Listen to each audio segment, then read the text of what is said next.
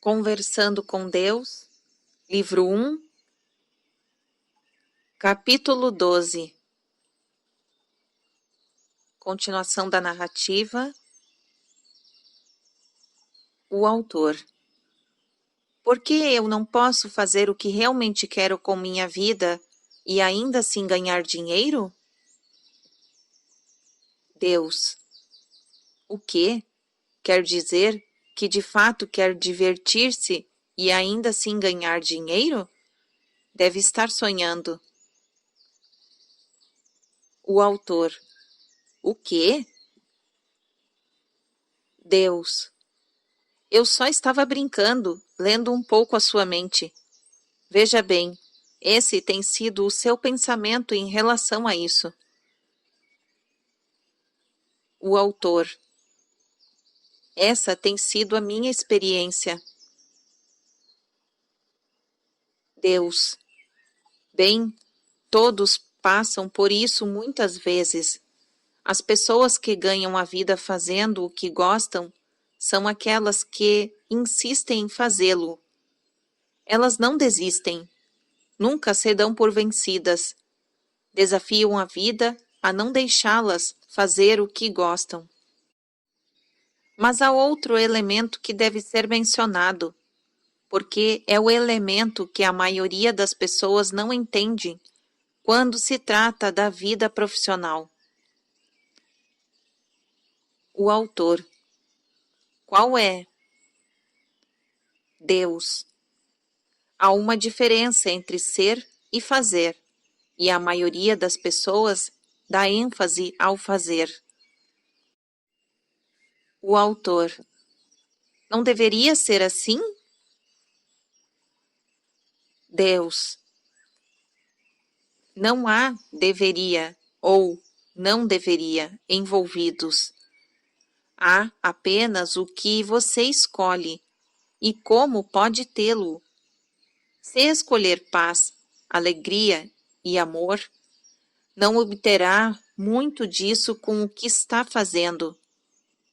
Se escolher felicidade e satisfação, encontrará pouco disso no caminho da ação.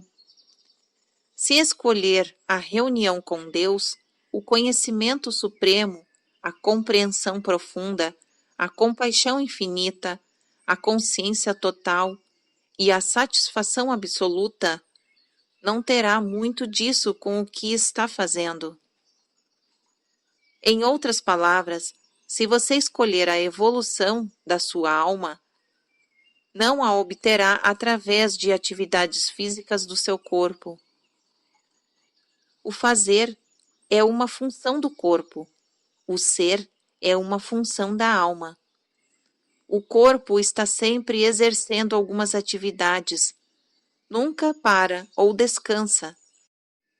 Está fazendo o que faz amando da alma ou contrariando-a. A qualidade da sua vida está no equilíbrio. A alma está sempre sendo, não importa o que o corpo esteja fazendo. Não devido ao que está fazendo. Se você pensa que a sua vida se resume ao fazer, não tem consciência de quem é. Sua alma não se importa com o que você faz para ganhar a vida. E quando a sua vida terminar, você também não se importará com isso. Sua alma só se importa com o que você está sendo enquanto está em atividade. A alma procura um estado de existência, não de ação. O autor. O que a alma está procurando ser? Deus. Está procurando ser eu. O autor. O Senhor? Deus. Sim, eu. Sua alma é eu, e sabe disso.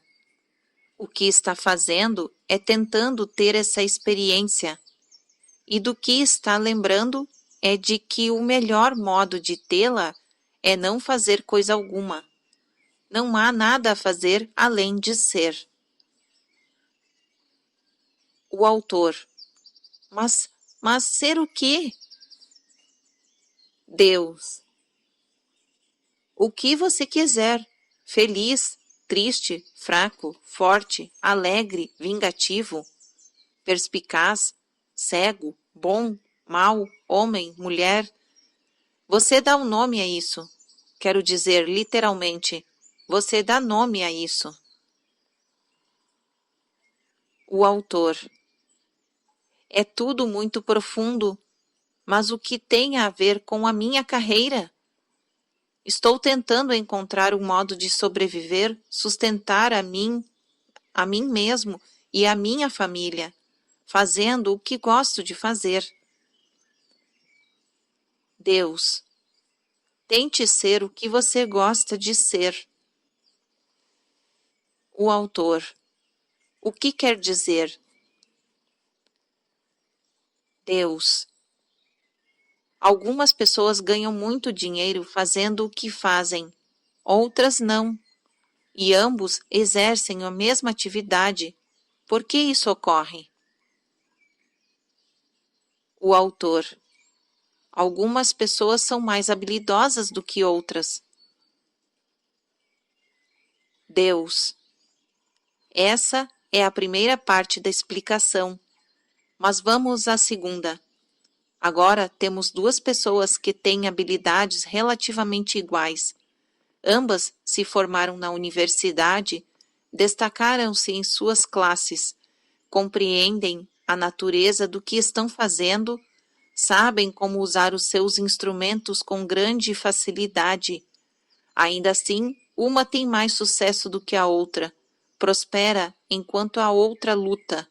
Por que isso ocorre? O autor. Devido ao local? Deus. Ao local? O autor. Certa vez alguém me disse que só há 3 coisas a considerar quando se inicia um novo negócio: o local e o local. Deus. Em outras palavras, não o que você vai fazer, mas onde estará? O autor. Exatamente. Deus. Isso também parece responder à minha pergunta. A alma só se preocupa com onde você estará. Você estará em um local chamado medo ou em um local chamado amor? Onde você está e de onde vem ao encontrar a vida? No exemplo dos 2 profissionais igualmente qualificados, apenas um deles é bem-sucedido, não devido a algo de que um dos dois está fazendo, mas ao que ambos estão fazendo. Um deles está sendo aberto, amistoso, dedicado, atencioso e até mesmo alegre em seu trabalho, enquanto o outro está fazendo ou sendo fechado, descuidado, desatencioso, mal-humorado e até mesmo detestando o que está fazendo. Agora, suponha que você fosse escolher estados de existência até mesmo mais sublimes. Suponha que se fosse escolher a bondade, a misericórdia, a compaixão, a compreensão, o perdão e o amor, e se escolhesse a santidade, qual seria a sua experiência? Eu lhe digo isso. A existência atrai a existência e produz a experiência. Você não está neste planeta para produzir coisa alguma com o seu corpo. Está aqui para produzir algo com a sua alma. Seu corpo é meramente um instrumento de sua alma. Sua mente é o poder que move o corpo. Então, o que você tem aqui é um instrumento de poder, usando na criação do desejo da alma. O autor. Qual é o desejo da alma? Deus. De fato, qual é? O autor: eu não sei, estou perguntando ao Senhor. Deus: eu não sei, estou perguntando a você. O autor: isso poderia continuar para sempre. Deus: continua. O autor: espere um minuto. Acabou de dizer que a alma está procurando ser o Senhor. Deus: e está. O autor: então esse é o desejo da alma. Deus: no sentido mais amplo, sim, mas esse eu, que a alma está procurando ser, é muito mais complexo, multidimensional, multidimensional, multifacetado. Há milhões de aspectos em mim, bilhões, trilhões. Você entende? Há o irreverente e o reverente, o menor e o maior, o profano e o sagrado, o impiedoso e o piedoso, entende? O autor: sim, eu entendo. E em cima e embaixo, esquerda e direita, aqui e lá, antes e depois, bom e mal. Deus: exatamente. Eu sou o princípio e o fim. Isso não foi apenas uma bela afirmação ou uma ideia inteligente. Foi a verdade expressada. Portanto, procurando ser eu, a alma tem um grande trabalho à sua frente, um enorme menu de existência para escolher. E isso é o que está fazendo neste momento. O autor: escolhendo estados de existência. Deus: sim, e então produzindo condições perfeitas nas quais cria essa experiência. Portanto, é verdade que nada acontece a você ou através de você que não é para o seu próprio e maior bem. O autor: Senhor, o Senhor quer dizer que a minha alma cria todas as minhas experiências, não só as coisas que eu estou fazendo, como também as que me acontecem? Deus: vamos dizer que a alma lhe dá ótimas oportunidades de experimentar exatamente o que planejou experimentar. O que de fato experimenta é com você. Pode ser o que planejou experimentar ou outra coisa, dependendo do que escolher. O autor: por que eu escolheria algo que não desejo experimentar? Deus: eu não sei por quê. Por quê? O autor: o Senhor quer dizer que às vezes a alma tem um desejo e o corpo e a mente têm outro? Deus: o que você acha? O autor: mas como o corpo e a mente podem dominar a alma? A alma não consegue sempre o que quer? Deus: o seu espírito procura no sentido mais amplo aquele momento sublime em que você tem consciência de seus desejos e os cumpre alegremente. Mas o espírito nunca imporá o seu desejo à parte presente, consciente e física de você. O pai não imporá a sua vontade a seu filho. Isso iria contra a sua própria natureza e, portanto, é literalmente impossível. O Filho não imporá sua vontade ao Espírito Santo. Isso iria contra a sua própria natureza e, portanto, é literalmente impossível. O Espírito Santo não imporá sua vontade à alma. Isso iria contra sua própria natureza e, portanto, é literalmente impossível. É aqui que termina as impossibilidades. A mente, com muita frequência, realmente tenta impor a sua vontade ao corpo e o faz. De igual modo, o corpo tenta controlar a mente e, com frequência, é bem-sucedido. Contudo, o corpo e a mente juntos não precisam fazer nada para controlar a alma, porque a alma não tem a necessidade, ao contrário do corpo e da mente, que tem muitas. E por isso permite ao corpo e à mente fazerem o que querem o tempo todo. De fato, a alma não o faria de outro modo, porque se o ser que é você tiver de criar e, portanto, conhecer quem realmente é, deve ser através de um ato de decisão consciente, não de uma obediência inconsciente. A obediência não é criação e, por isso, nunca produz salvação. A obediência é uma reação, enquanto a criação é pura escolha, não imposta. A pura escolha produz salvação através da pura criação, da ideia mais elevada no momento atual. A função da alma é indicar o seu desejo, não impô-lo. A função da mente é escolher entre as suas alternativas.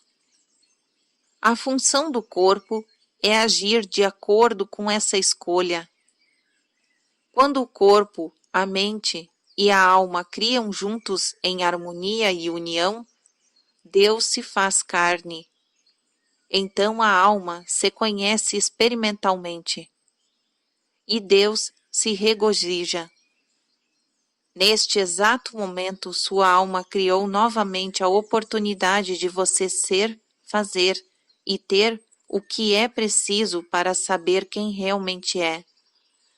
Sua alma lhe trouxe as palavras que está lendo, como lhe trouxe palavras de sabedoria e verdades antes. O que você fará agora? O que você escolheria ser? Sua alma espera, e observe com interesse como fez muitas vezes antes. O autor. O Senhor está dizendo que é do estado de existência que eu escolho, que o meu sucesso terreno, ainda estou tentando falar sobre minha carreira. Será determinado? Deus. Eu não estou preocupado com o seu sucesso terreno, só você está. É verdade que quando você atinge certos estados de existência durante um longo período, o sucesso no que está fazendo no mundo é muito difícil de evitar. Contudo, não deve se preocupar em ganhar a vida. Os verdadeiros mestres são aqueles que escolheram construir uma vida em vez de ganhar a vida.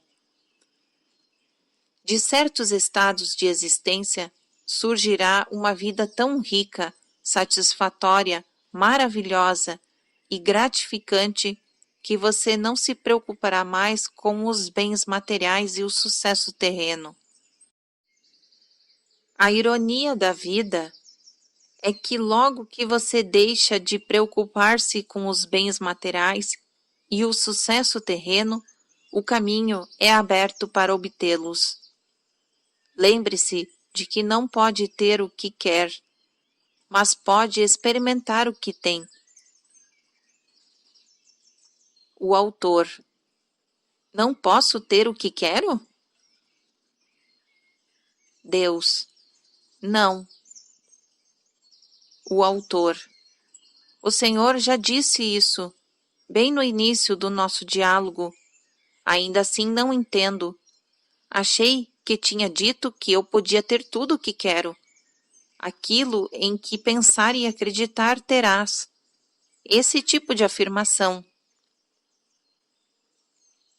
Deus. As duas frases não se contradizem.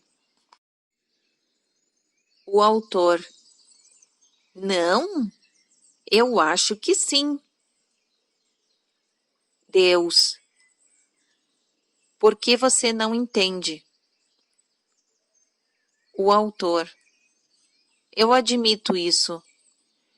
É por essa razão que estou falando com o Senhor. Deus: então eu vou explicar. Você não pode ter o que quer. Como eu já disse, o próprio ato de querer alguma coisa o afasta de você.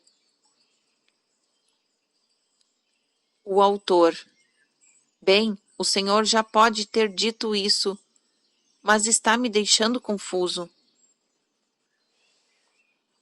Deus: tente acompanhar o meu raciocínio. Vou examinar isso de novo detalhadamente. Vamos voltar a um ponto em que você entende. O pensamento é criativo, certo? O autor: certo. Deus: a palavra é criativa, certo? O autor: certo. Deus: a ação é criativa. O pensamento, a palavra e o ato são 3 níveis de criação. Até aqui você entende? O autor: sim.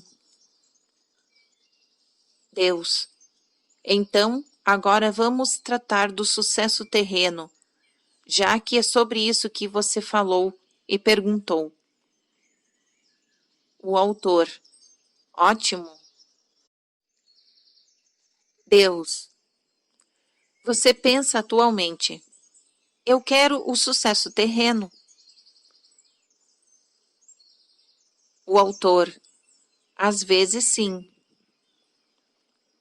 Deus: às vezes também pensa: eu quero mais dinheiro. O autor: sim. Deus: por isso você não pode ter nem sucesso terreno, nem mais dinheiro. O autor: por que não?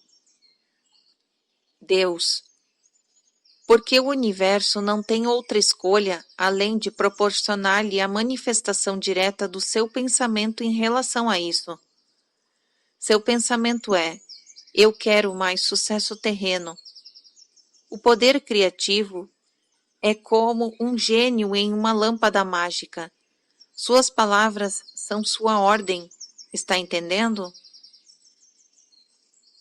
O autor: então por que eu não tenho mais sucesso? Deus: eu já disse, as suas palavras são a sua ordem. Suas palavras foram: eu quero sucesso. E o universo diz: está bem, você quer. O autor: ainda não sei se estou entendendo bem. Deus: pense nisso desta forma. A palavra eu é a chave que liga a máquina da criação. As palavras eu sou são extremamente poderosas. São afirmações para o universo, ordens.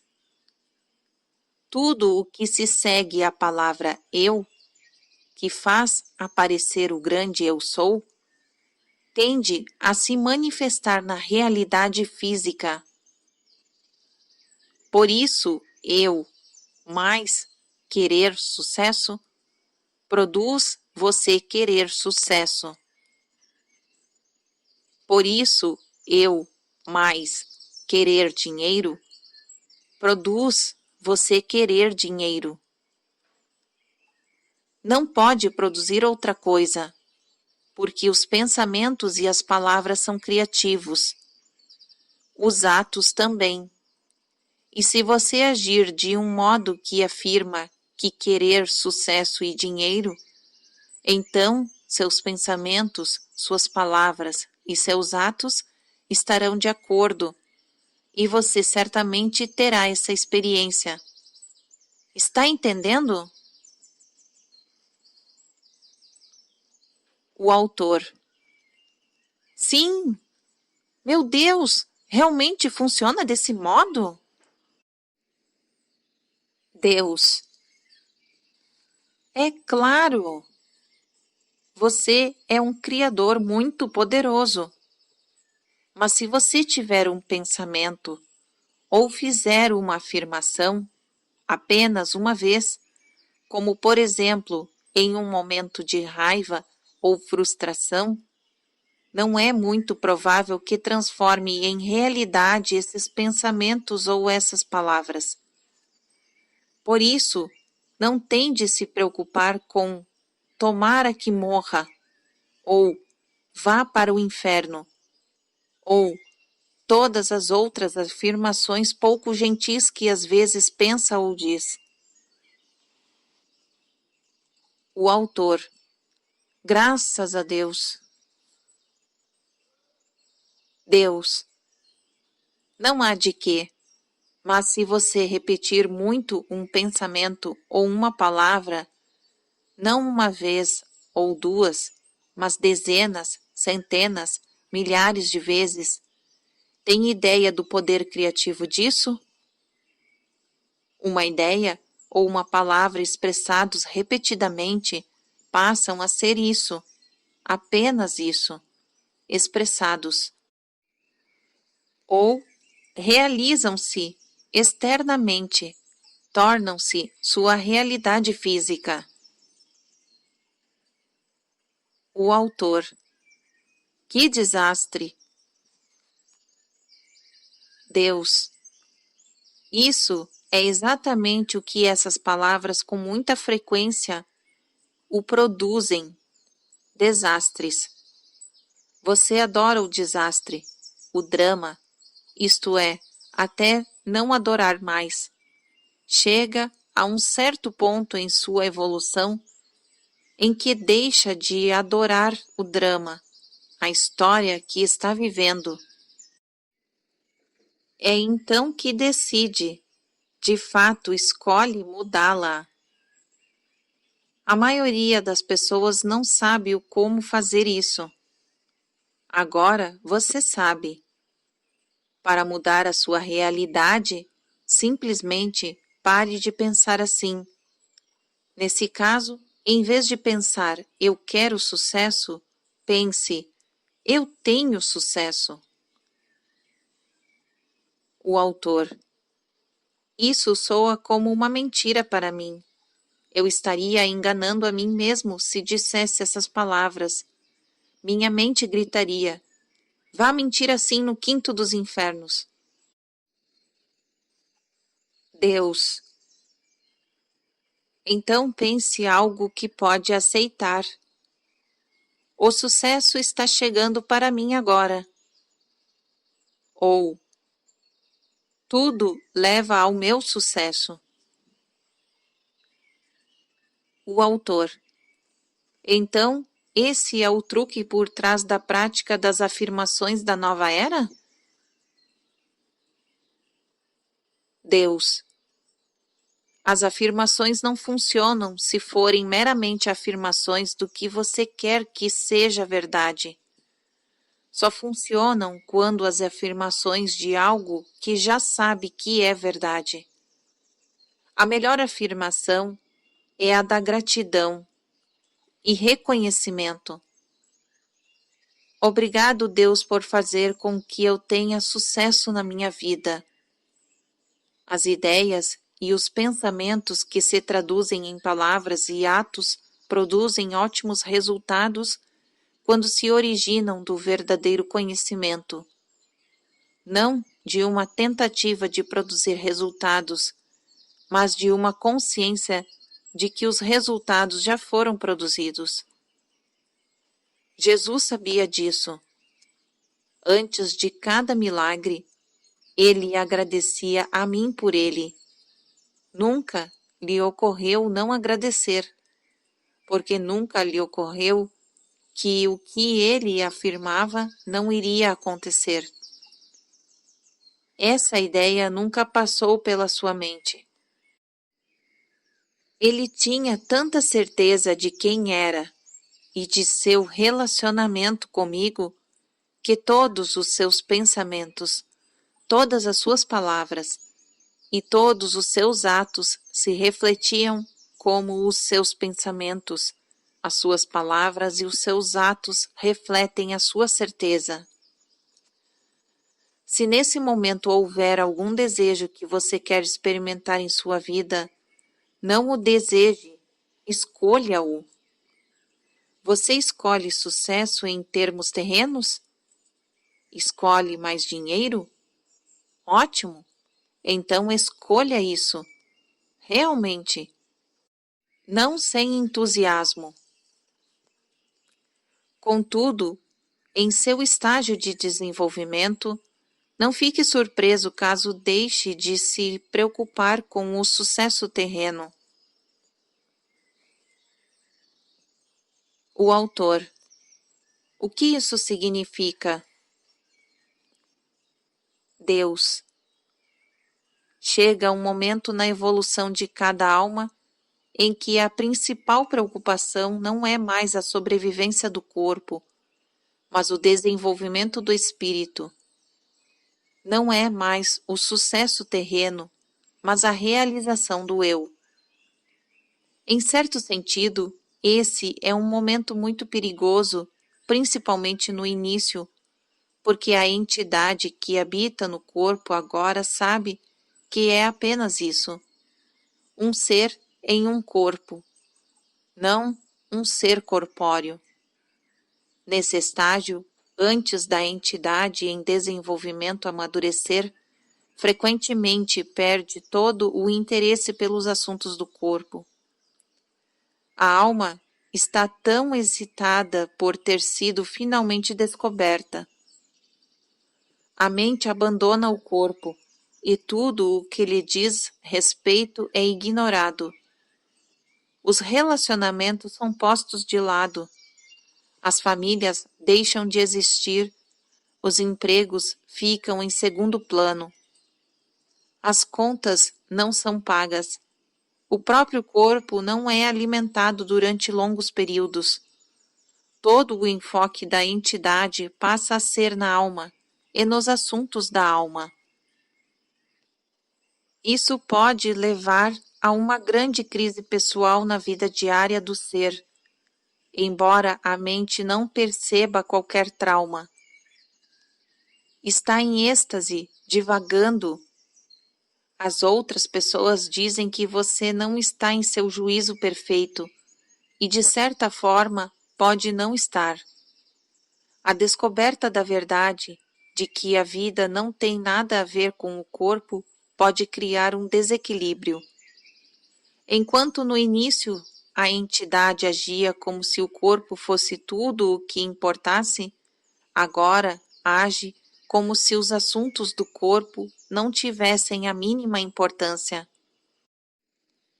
É claro que isso não é verdade, como a entidade logo lembrará, e às vezes penosamente. Você é um ser composto de 3 partes: corpo, mente e alma. Sempre o será, não apenas enquanto viver na Terra.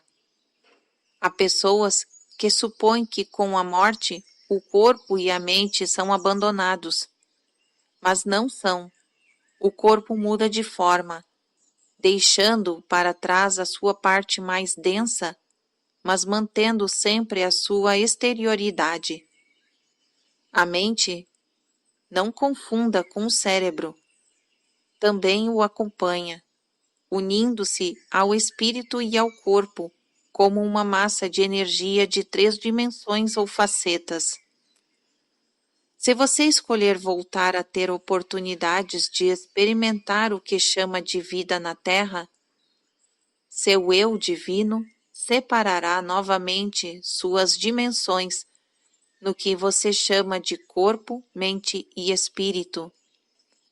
Na verdade, você é uma só energia, com 3 características distintas. Quando você decide habitar um novo corpo físico na Terra, seu corpo etéreo, como alguns o chamam, diminui o ritmo de suas vibrações, deixa de produzir vibrações tão rápidas que não podem ser vistas e as produz com uma velocidade que gera massa e matéria. Essa matéria é a criação do puro pensamento, o trabalho da sua mente, o aspecto mental mais sublime de seu ser formado por 3 partes. Essa matéria é uma solidificação de trilhões de unidades de energias diferentes em uma enorme massa controlável pela mente. Você é realmente um mestre da mente. Quando essas pequenas unidades consomem a sua energia, são descartadas pelo corpo enquanto a mente cria novas. A mente cria através de seu pensamento contínuo a respeito de quem você é. O corpo etéreo, por assim dizer, capta o pensamento e diminui a vibração de mais unidades de energia. Em certo sentido, as cristaliza. E elas se tornam matéria, a sua nova matéria. Desse modo, todas as células de seu corpo mudam ao longo dos anos literalmente. Você não é a mesma pessoa que era há alguns anos. Se você ficar pensando em doenças, ou sentir constantemente raiva, ou for negativista, seu corpo dará a esses pensamentos uma forma física. Vendo esta forma negativa e doente, as pessoas perguntarão: qual é o problema? Sem saber o quanto essa pergunta é pertinente. A alma vê todo esse drama se desenrolar ano após ano, mês após mês, dia após dia, minuto após minuto, e sempre sabe a verdade sobre você. Nunca se esqueça do plano original, da primeira ideia, do pensamento criativo. Seu trabalho é literalmente fazê-lo relembrar para que possa mais uma vez lembrar-se de quem é e depois escolher quem deseja ser agora. Dessa forma, o ciclo de criação e experiência, planejamento e execução, conhecimento e avanço rumo ao desconhecido continua, agora e para sempre. O autor. Ufa! Deus. E há muito mais a explicar, muito mesmo, mas nunca em um único livro e provavelmente não em uma única vida. Contudo, você começou, o que é bom. Apenas lembre-se disso. É como o seu grande mestre William Shakespeare disse: há mais coisas entre o céu e a terra do que imagina a nossa vã filosofia. O autor. Posso lhe fazer algumas perguntas a esse respeito? Como, por exemplo, quando o Senhor diz que a mente me acompanha após a morte, isso significa que a minha personalidade me acompanha? Após a morte, eu saberei quem era? Deus. Sim, e quem sempre foi. Tudo ficará claro para você, porque então será bom saber neste momento, não é? O autor. E no que diz a respeito a esta vida, haverá um retrospecto, um acerto de contas? Deus, não há julgamento no que você chama de vida após a morte. Não lhe será nem mesmo permitido julgar a si mesmo, porque você certamente seria muito rigoroso, visto que é muito crítico e implacável consigo mesmo em sua vida atual. Não, não há um acerto de contas, polegares para cima ou para baixo. Apenas os humanos são julgadores. E porque são, presumem que eu deva ser. Contudo, não sou. E esta é uma grande verdade que vocês não conseguem aceitar. Mas, embora não vá haver julgamento após a morte, haverá a oportunidade de rever tudo o que você pensou, disse e fez na terra, e de decidir se é isso que escolheria de novo, baseado em quem você diz que é e quem deseja ser. O autor. Há uma doutrina mística oriental chamada Kama Loka. Segundo essa doutrina, no momento da morte, as pessoas têm a oportunidade de experimentar todos os pensamentos que tiveram, todas as palavras que falaram e todos os atos que realizaram, não de seu ponto de observação, mas do de todas as outras pessoas envolvidas. Em outras palavras, nós já sabemos o que nossos pensamentos, nossas palavras e nossos atos nos fizeram sentir. Então temos a experiência de sentir o que as outras pessoas sentiram nesse momento, e é assim que decidimos se pensaremos, diremos ou faremos as coisas de novo. Algum comentário? Deus. O que ocorre em sua vida futura é muito extraordinário para ser descrito aqui em termos que você poderia compreender, porque a experiência ocorre em outra dimensão e não pode ser descrita por meios tão limitados como as palavras. Basta dizer que você terá a oportunidade de rever a sua vida atual sem aflição, medo ou julgamento, com o objetivo de decidir como se sente em relação à sua experiência e para onde deseja ir a partir daí. Muitos de vocês decidiram voltar a esse mundo de densidade e relatividade para ter outra chance de experimentar as decisões que tomam e as escolhas que fazem em relação ao seu eu nesse nível. Outros, um grupo seleto, voltarão com uma missão diferente: cumprir o objetivo da alma de trazer a luz a outras pessoas na densidade e na matéria. Sempre há na Terra aqueles entre vocês que fizeram essa escolha. Você pode reconhecê-los imediatamente. Seu trabalho terminou. Eles voltaram à Terra apenas para ajudar os outros. Essa é a sua alegria, a sua glorificação. Eles só querem ser úteis. Vocês não podem deixar de ver essas pessoas. Estão em toda a parte. Há mais delas do que você imagina. As chances são de que conheça alguma ou tenha ouvido falar de alguma. O autor.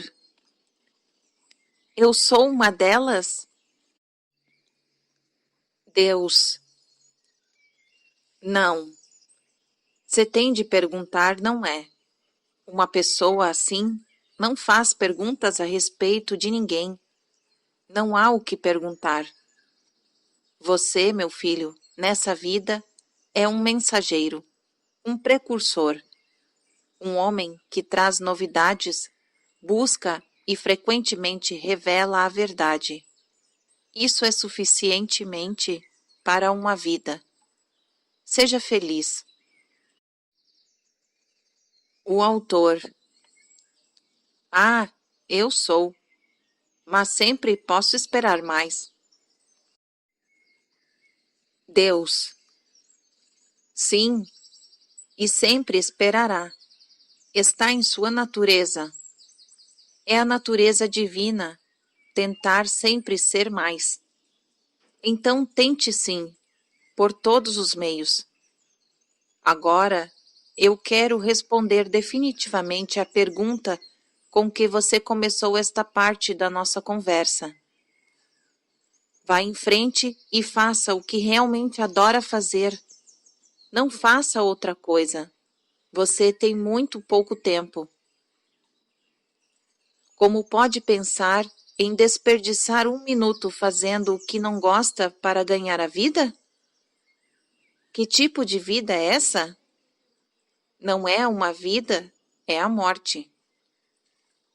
Se você disser, mas, há outras pessoas que dependem de mim, pequenas bocas para alimentar, uma esposa que está me observando, eu responderei. Se você insiste em que a sua vida é o que o seu corpo está fazendo, não entende por que foi para o seu planeta. Pelo menos faça algo que o agrade e mostre quem você é. Então, pelo menos, pode parar de ressentir-se e ter raiva daqueles que imaginam que estão sendo um obstáculo à sua felicidade. O que o seu corpo faz não deve ser desprezado. É importante, mas não do modo que você pensa. Os atos do corpo devem ser reflexos de um modo de ser, não de tentativas de ser de um determinado modo. Na verdadeira ordem dos fatos, as pessoas não fazem algo para ser felizes. São felizes e por isso fazem algo. Não fazem algo para ser compassivas. São compassivas e por isso agem de um determinado modo. A decisão da alma precede o ato do corpo em uma pessoa muito consciente. Apenas uma pessoa inconsciente tenta ser de um determinado modo através de algo que o corpo está fazendo. Isso é o que significa a afirmação. Sua vida não é o que o seu corpo está fazendo. Contudo, é verdade que o seu corpo está fazendo é um reflexo do que a sua vida é. Essa é outra dicotomia divina.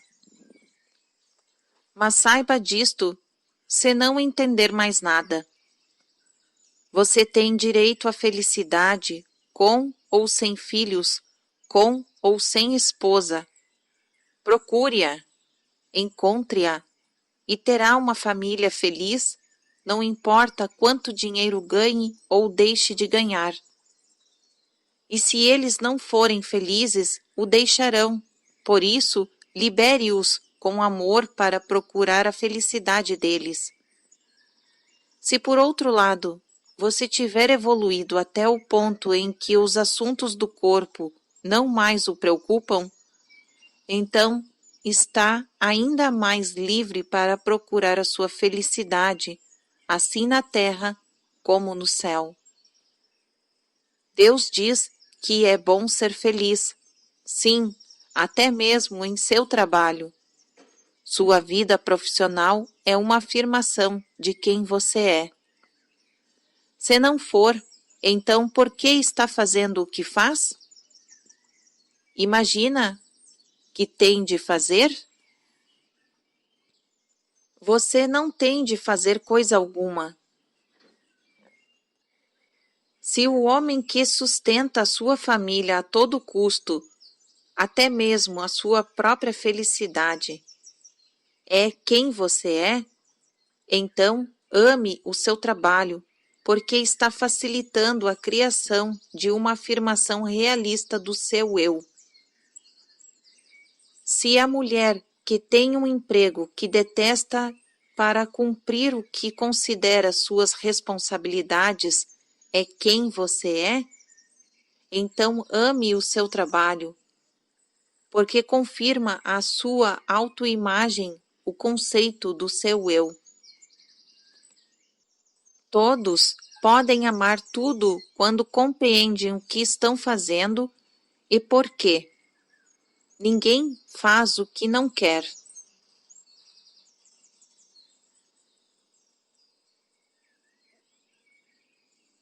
Fim do capítulo 12.